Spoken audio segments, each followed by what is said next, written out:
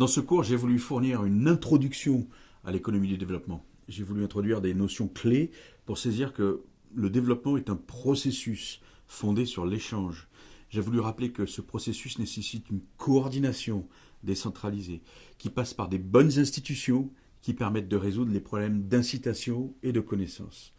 J'ai insisté sur les notions de propriété, d'état de droit, d'échange, d'ouverture au monde. Nous avons vu comment les institutions informelles, la culture, etc., ainsi que le capital humain sont véritablement importants. J'ai été sceptique des solutions en termes de planification, en termes d'aide permanente au développement, et même de certaines politiques en termes d'importation institutionnelle. Je ne finirai cependant pas sur une note relativiste. La propriété est une valeur universelle, la liberté est une valeur universelle, le développement est un espoir universel. En Afrique, comme dans d'autres zones dites sous-développées, le potentiel entrepreneurial, qui est la clé du développement, s'exprime sur chaque marché. Quand on roule d'Abidjan à Grand-Bassam, en Côte d'Ivoire, ce sont 20 km de marchés autour de la route, de marchés essentiellement informels. L'esprit entrepreneurial est partout, mais il reste sous les radars. Il est en effet malheureusement étouffé, rejeté dans le secteur informel, l'économie souterraine, et souvent par des procédures bureaucratiques iniques. Ce dont les pays en développement ont besoin est l'instauration d'un cadre institutionnel d'état de droit, de manière à réduire l'incertitude des acteurs économiques et poser les bonnes incitations. Amélioration du climat des affaires, meilleure définition et protection des droits de propriété, et ouverture.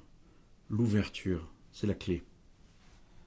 Repensons à Mohamed Bouazizi, ce vendeur de rue tunisien qui s'était immolé par désespoir en décembre 2010 après qu'on lui a confisqué sa charrette de fruits et légumes et qui avait été l'étincelle du printemps arabe. Son geste était une revendication, sans doute inconsciente, mais de liberté économique.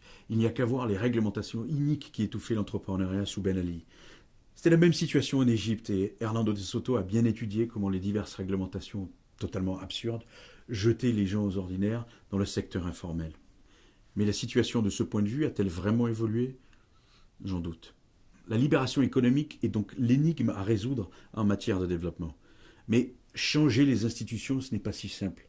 Nous ne sommes pas devant un jeu de Lego et le risque pour les Occidentaux qui pensent le développement est de retomber dans une forme de néocolonialisme en définitive.